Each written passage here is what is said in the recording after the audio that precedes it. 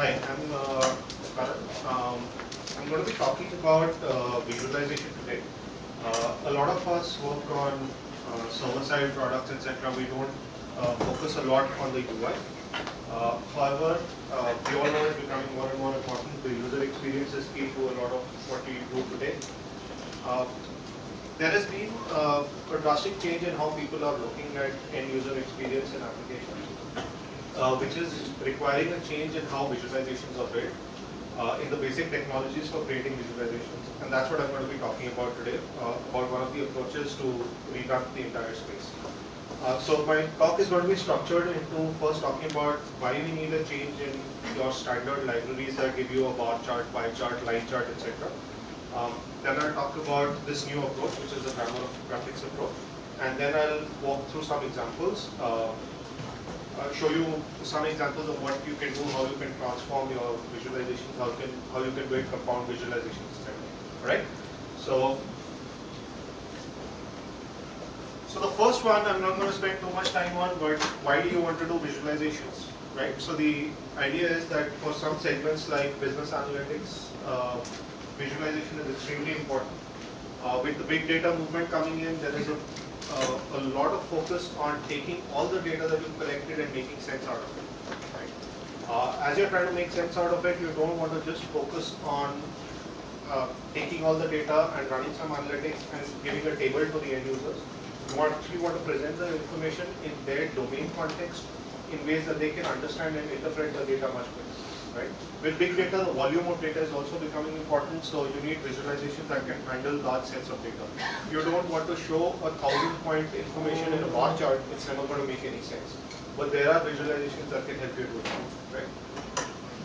So a lot of what we're seeing now is this ability to take a charting library, per se, and get some features out of it. The most important one that I'm going to be talking about in this presentation is extensible. Right? There was a time in business analytics where it was absolutely fine to show a bar chart or a line chart and convey your information. Right? No longer necessary today. If you go to anybody, any business analytics product, they want to differentiate themselves on how can I give you different views of the information, right? Somebody is going to say, okay, I want to create a word count. A tag cloud chart is a good example, right? Can I do that on a charting library?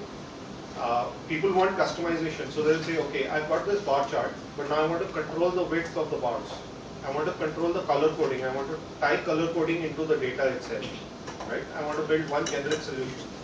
For some chart, I want to combine the bar chart with a line chart and an area chart and convey information differently. That's just my need. With current visualization libraries, what you do is you go back to the vendor and say, do you support this combination? Do you support this styling variation? Right? And every time you're waiting for a new release of that, or you're constraining your uh, vision of what your product should be able to do, and saying, okay, this is what my charting library allows, therefore this is what I'm going to do, even though I wanted to do a lot more. Right? So this is just a slide that talks about how data is increasing, how we need to keep changing our visualization so that we are not in a situation where we have lots of data, so we're data rich, but we're information poor, so that the meaning of the data is not getting translated to the end user. Right? Skipping through some of these. So let's take a visualization example, right? So standard visualization says take a table, convert it into a chart. Right? So let's look at this data. This data is about cancellations of flights in the year 1998 and year 2008 in the US. Okay? What the table tells you is pretty much nothing until and unless you're a domain expert and you're looking for a specific outlier in this. Right? The bar chart will probably tell you, okay, there's a lot of variation here and here. Right? Now let me show you another view. I'm not sure these light aeroplanes here are visible at the back, but the idea that this gives you is there is this segment of the year where the delays have increased exponentially over this decade. Right? For the rest of the year, it stayed pretty much the same. But for this period from December to March, it's increased drastically. Right? Extremely obvious by looking at this visualization. Again, if you go to a standard charting library, they will not give you a mechanism to be able to do this. But the need today is you present data in a form that the end user can understand based on his domain. Right? So that's kind of setting up why we need a new approach to visualization, which is more extensible, which allows us to have a lot more control about what we're presenting. All right. So the approach that I'm going to be talking about is grammar of graphics. So let's look at this idea from an SQL perspective, right? So imagine a world where you have all these different databases. You've got SQL Server, you've got Oracle, you've got MySQL, etc. And let's say there was no abstraction layer called SQL. So every time you wanted to interact with one of these databases, you would write your own library component, right? Implications are, it's a lot more work. When you want to support a feature, you don't just support it on one library, you support it across the databases that you're going to support, right? And you need to know a lot more, right? There is no standardization. Any new person who comes into your organization doesn't know the standardization is going to have to learn your library again, okay? The situation is very similar today in the world of graphics. Most visualization libraries will talk about a bar chart being separate from a line chart, being separate from a pie chart, right? Therefore, when you go to develop a feature, which is, let's say I want to interactively click on an element and see some information, it's going to be coded separately. Your hit item definition is going to be different for every type of chart that you create, right? If I want labeling on it, you'll have it done custom for each chart, right? So a lot of the libraries you see will say, okay, we support this feature, but in this chart type, not in this chart type, right? Or if they want to support across chart types, your development cost increases exponentially, right? So what the grammar of graphics tries to say is, all visualizations can be broken down into a language, into a grammar, right? That grammar has different components. You can mix and match the grammar to create any type or most types of visualizations that you want to do, right? And a lot of what I'll be talking about is what are the components of that grammar and how you can use it to combine and create different types of visualizations, all right? So it's not a library of charts approach. It doesn't say these are my supported chart types. Instead, it says it's a declarative framework where you define like you would define a sentence in the English language, you define a descriptive visualization using the grammar on graphics, and then you use that to create a visualization, right?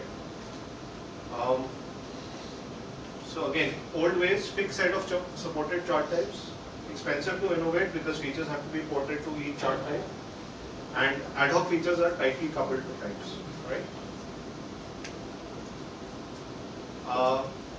So in this new world of grammar of graphics, what we end up saying is there is nothing called a bar chart.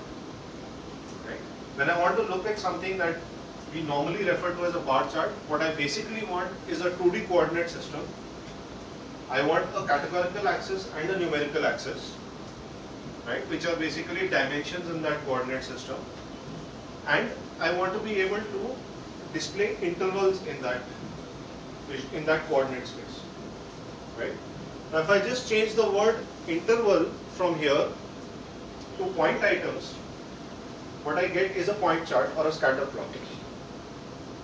Right? Similarly, if I change interval to line, it becomes a line chart. If I want to create a pie, if you think about it conceptually, what is a pie? In a pie chart, you are visualizing one dimension. Right? So you are visualizing a 1D coordinate system having a numerical dimension, not a categorical dimension, having a numerical dimension, right? And displayed not in a 2D coordinate system, but in a polar coordinate system. And I'll show you an example of this, where I'll take a bar chart, change the grammar to simply transform your coordinate system and reduce the dimension to 1 and it will transform into a polar chart, into a pie chart, right? So the grammar allows you to play with certain basic components and create visualizations. I'll keep repeating that point again and again, right? So this chart is essentially about what becomes possible or what is possible today and what is not possible today. Everything that you see on the top is possible with 90% of the charting libraries available today. Right? There is nothing exotic about what's shown on top. Okay? And this is what a lot of the standard business systems have been using over time. What you see in the second layer is not available out of box. Okay? Usually what you have to do is you have to get somebody to take a charting library, either customize it or you build a visualization from scratch. However, some of this is possible in the scientific world today. Right? So if you look at scientific visualizations, they do some of this too. Right? So they're way more advanced than your business application visualizations today.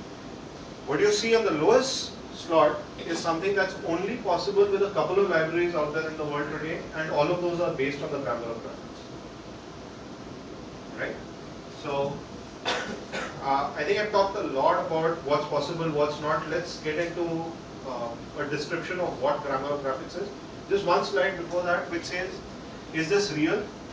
I mean, it's not just a proprietary system that's implemented by one person. There's a book about it. There are open source libraries.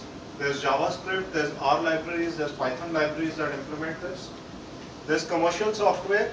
So the IBM Rave engine, which I work on, is not available to the public. It's used internally by IBM. However, Tableau software, which is a well-known visualization and data analytics engine, uses the grammar of graphics as well. So this is a very real concept. It's not abstract, right? And now let's start looking at what the grammar of graphics talks about, right? So there are 6 building blocks to the grammars. The first one is the element type. Okay, the element type essentially talks about what gets drawn within the chart area.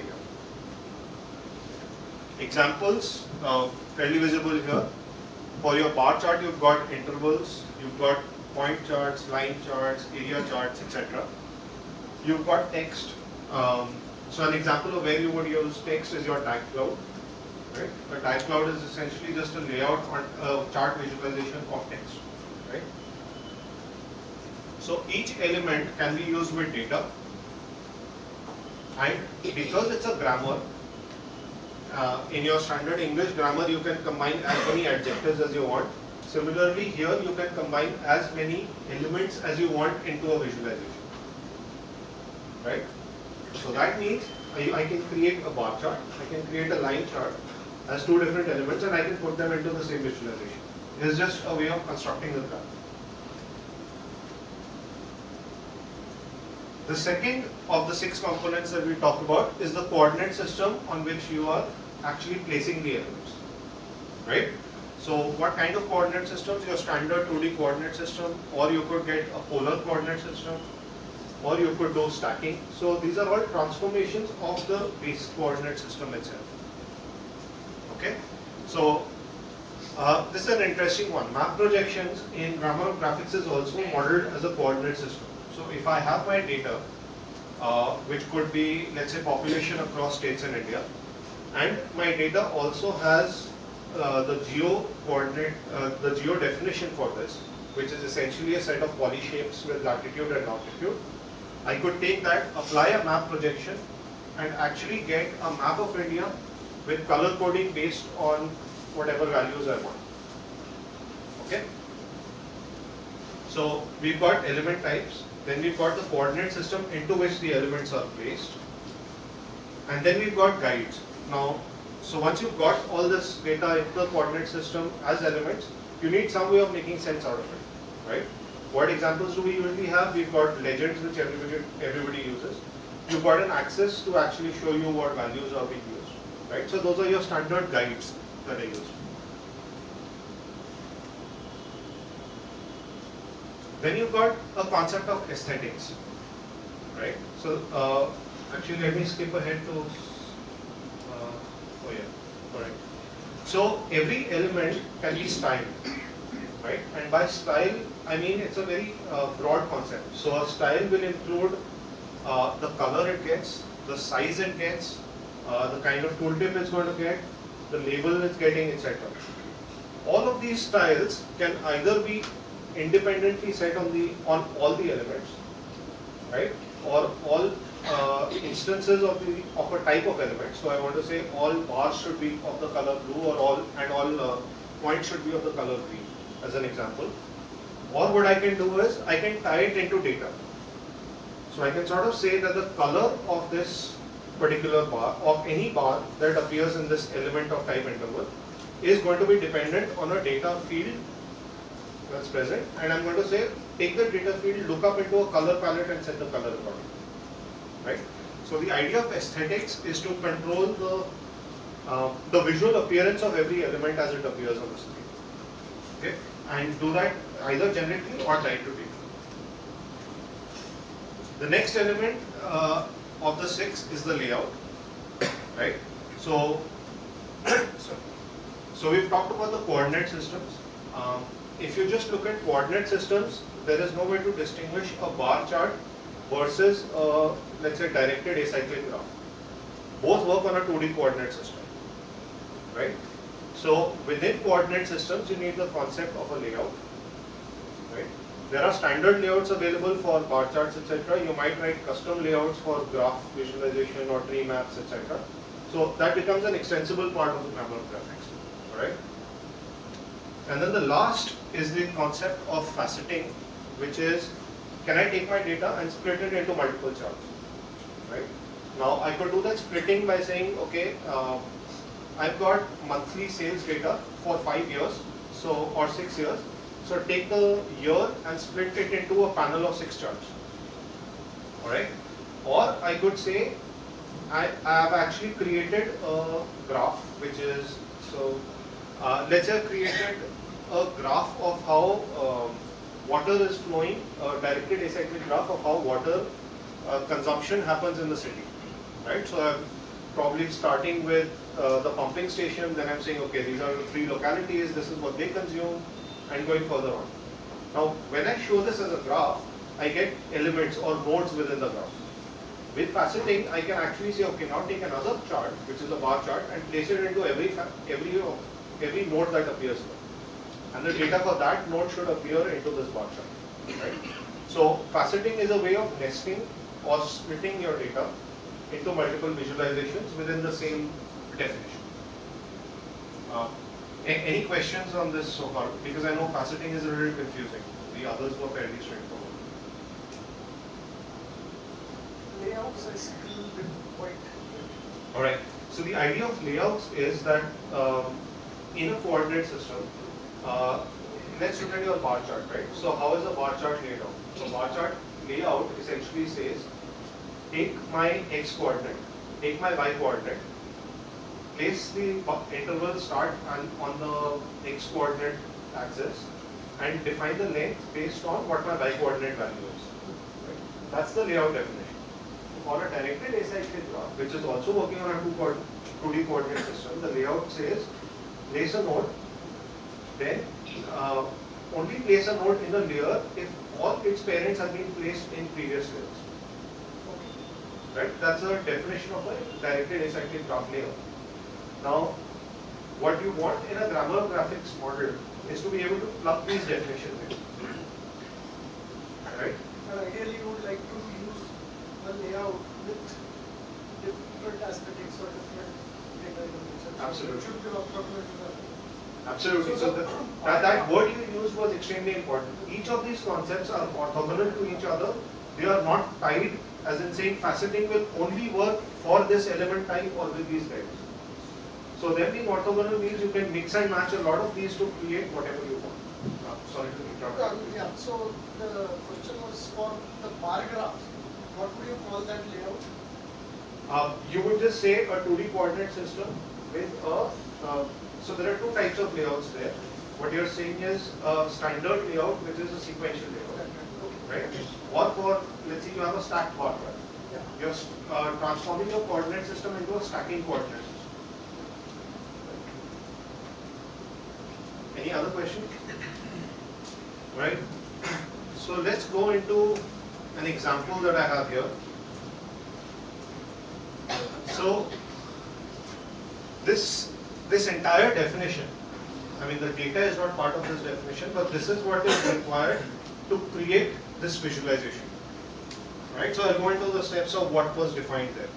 So what you're looking at is you're looking at states and you're looking at population. Right? Fairly standard column chart. What it requires is, so remember we had 6 types, right? So the first was the coordinate system. So we have the coordinate system here. In the coordinate system, I have defined 2 dimensions, right? So dimensions is a JSON array with 2 elements in it. So it's a 2D coordinate system. I have defined 2 axes on them, which are guides. So I said go ahead and draw the axis. I could put a lot of styling information on the axis, but this is a simple example. So I just said go and draw the axis for each dimension. Transform this into do a transpose transform. So like I described, the standard 2D system would lay it out 1 bar at a time. Now I want to rotate this, right? So that's a transpose transform to get horizontal bars instead of vertical bars, right?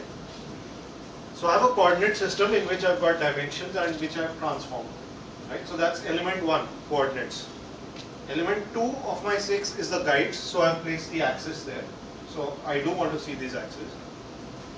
The third one is the element type, right? So I want a bar chart. I don't want a point chart at this point, or I don't want a line chart. So I set my type to interval, right? Changing the type would, of course, change the way the graph appears. Then I've got positioning, right? So this positioning ties into my layout. Okay. So for positioning, I've said I've got a 2D coordinate system. Therefore, I need at least 2 definitions of where I get my first dimension, second dimension values from. So I've said I get the first dimension from the population and the second dimension from the name of the state. Okay. The next one is aesthetics. For aesthetics, I've just said use the field for population as the color. Okay. So it's going to look up into a default palette and give colors based on the population. Right? There is no layout or faceting defined here. Okay? And this gives me the simple chart that you see here. Okay? Now what I want to do is try something different, which you will not see in a lot of visualization tools, which is I want to actually control this data as an interval. So let me show you what I want it to look like. I want it to look like this, where my starting population is not 0, but the starting population is what it was in a particular year, let's say 1980, and then I want to see the final population in 2000. Okay? So what are the changes that I need to make into my grammar for this? Right? If you see, I have simply added one more field. So sorry, the example was 1960 and 2010. But I've just added another field here. So what it did was, it combined these 2 fields to create my y dimension. And that controlled the length of the interval. Okay? So it took it as a minimum y and a maximum y. Right?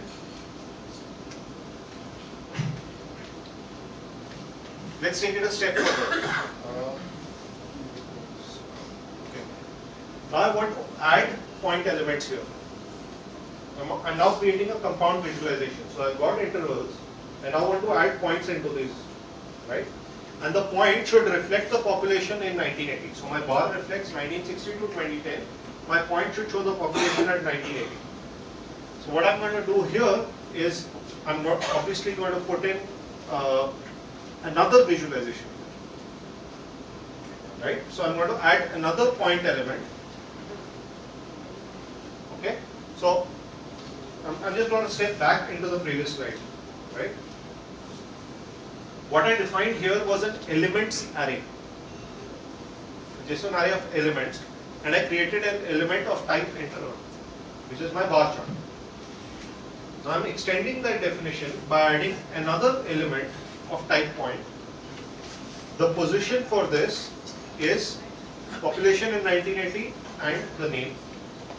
I'm using the same coordinate system because it's the same visualization of position tied into that.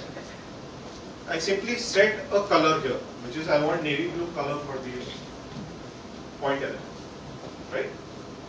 And that gives you a compound visualization. Okay?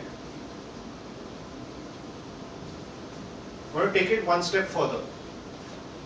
I'm going to take the elements that I had and I'm going to now apply a type of transform. So I did a transpose transform earlier, right? To convert from vertical bars to horizontal bars. Instead, if I apply a Mercator projection, which is a form of geo projection, what I essentially get is the same data laid out into a map. Okay?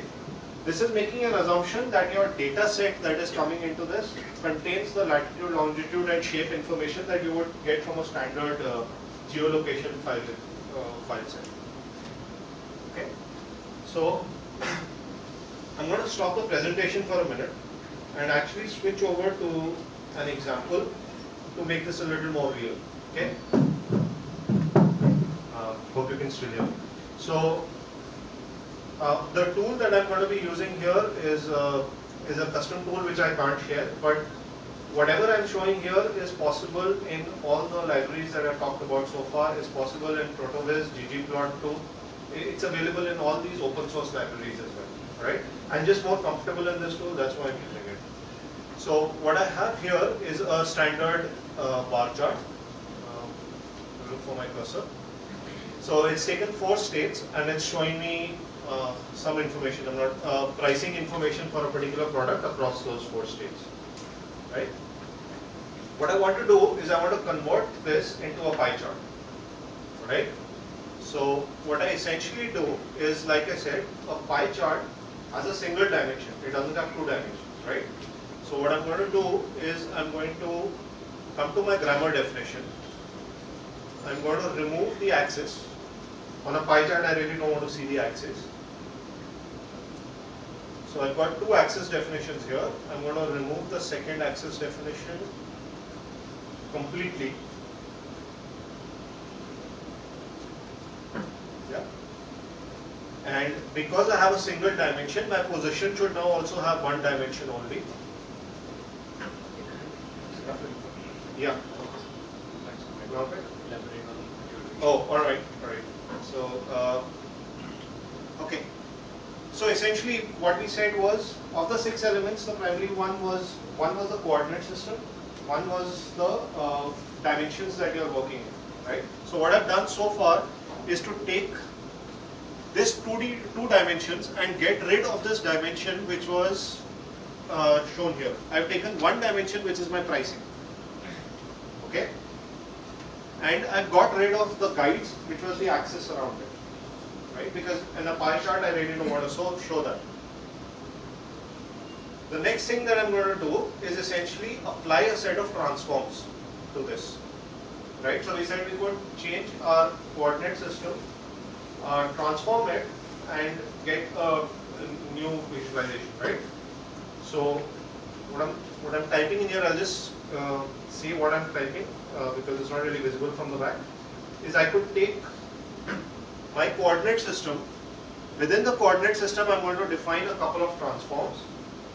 So my transforms are type stack, right? And I'm also going to create a type polar transform.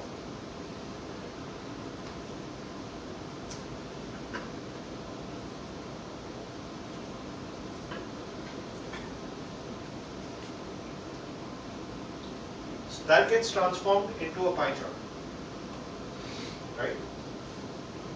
That's probably the power of the coordinate system with the dimensions and the transforms that you can apply.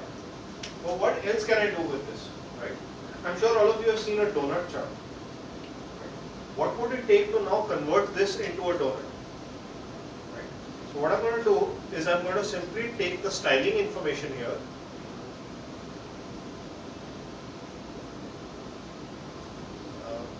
And I'm going to change the width of every element from 100% to, let's say, 60%.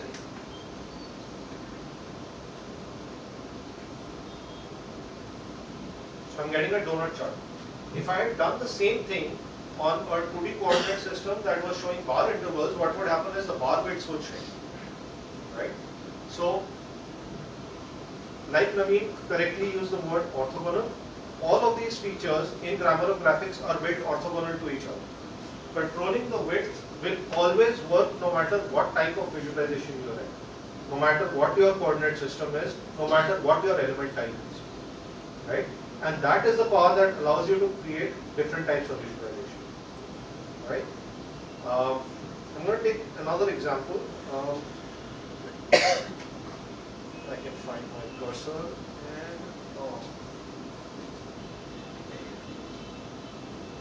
so this one is a little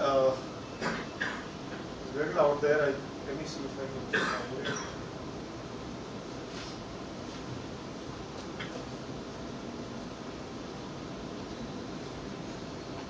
Alright.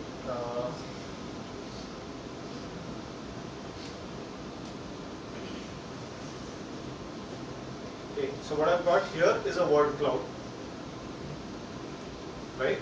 I could be using this, and so just to show you what's possible with all the orthogonal features of grammar of graphics, I'm going to take this and I'm going to apply a transform to it. Okay.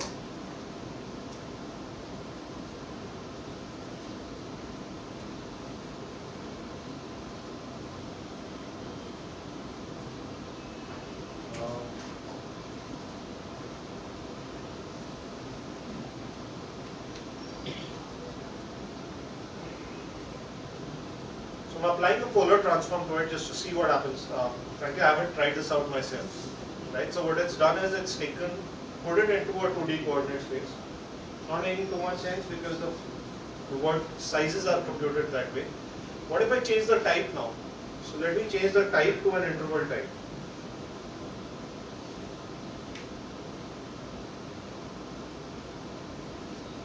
Same thing, right?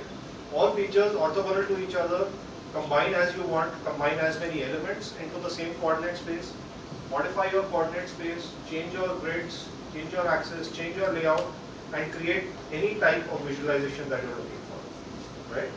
Now at this point I could go into more details of grammar of graphics, or I could show you more examples, but I'd really like to stop for questions and then see what direction you'd want me to take. So does anybody have questions? Yes, ma'am.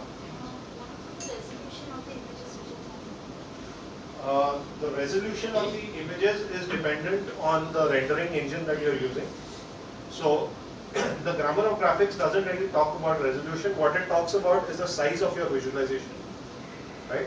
So if you look at this output size being generated, that's defined here. The grammar of graphics tells you how to lay something out, right? Or gives you the end visualization. Your rendering engine controls the resolution. So for example, this engine that we have developed using grammar of graphics is able to create and run in Java.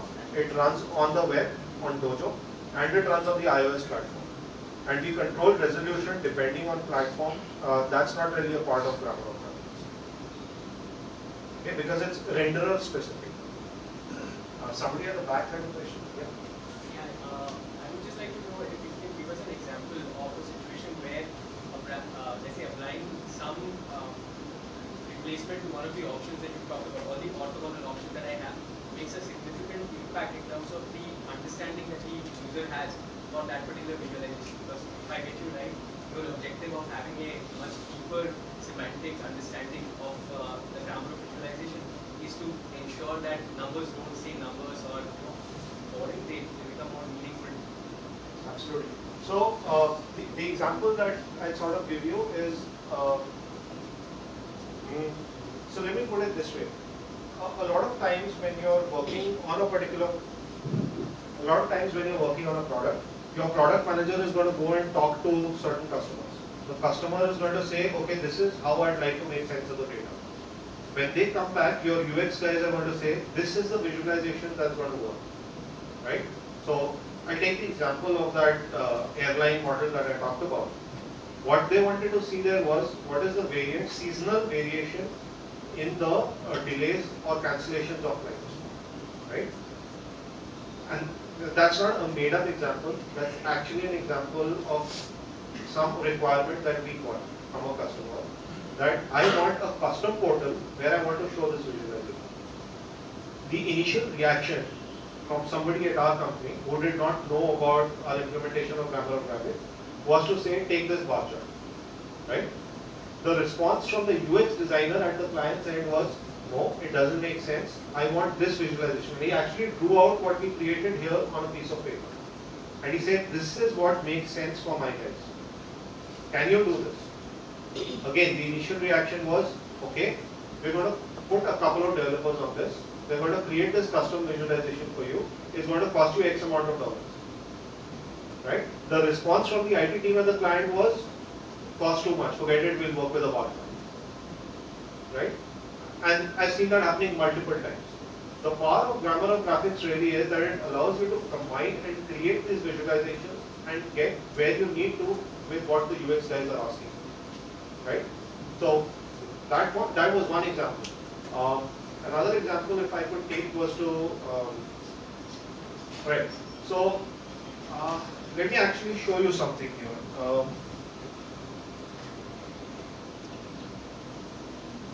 Just give me a second to bring this up.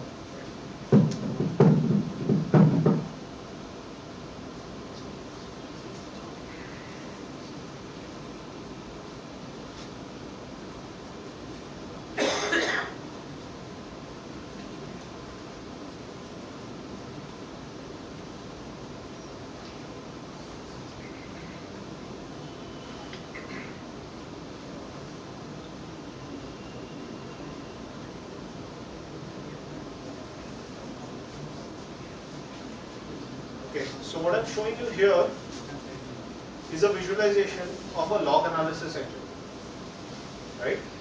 The data you are seeing here is specific to a large company where they've taken a log file, they've mapped out IP addresses. In this case, it was only localhost, where it could be other sources as well.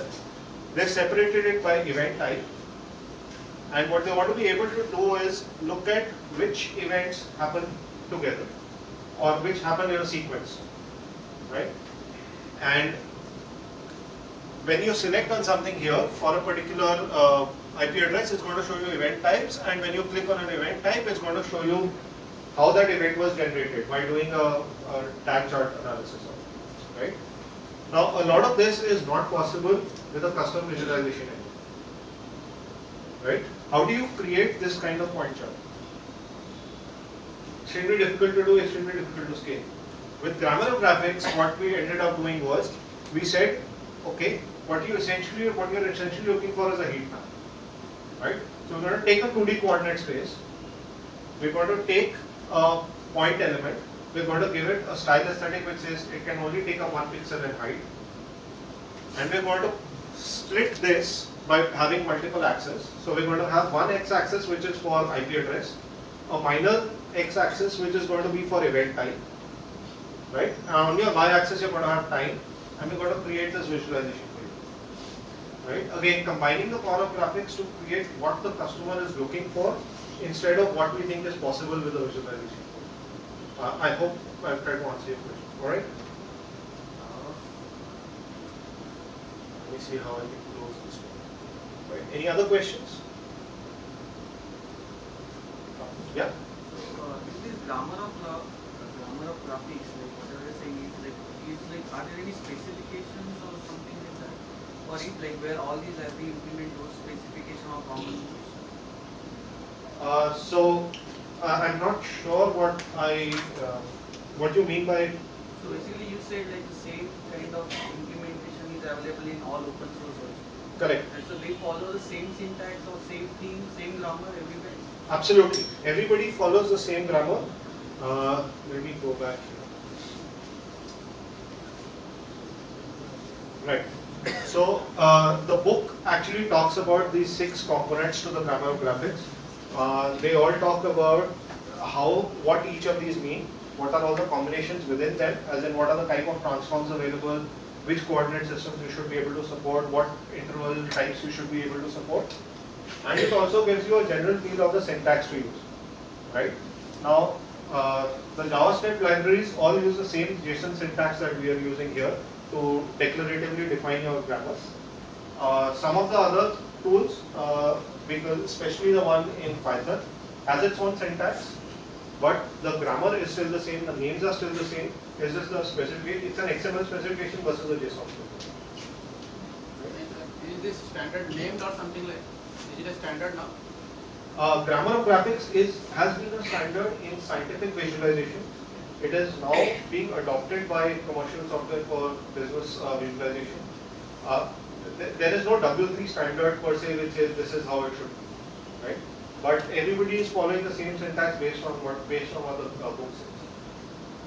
But has to be something like book says some syntax. Yeah. Then other softwares, other libraries are also following the same syntax. Yes. How long it has to be? It has to be standardized in some or other way. Right. So once it becomes more popular in the business domain, it might get a W3C standard, but right now it's not there. Yes, sir.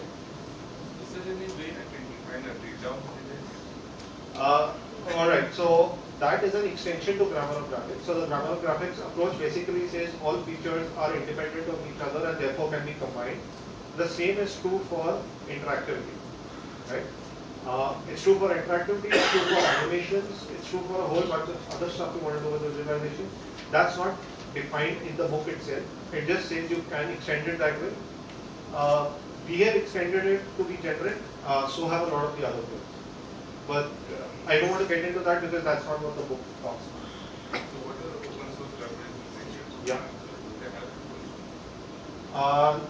The one on ggplot2 does not have extended interactivity, but the D3 JavaScript library has interactivity modeled around grammar.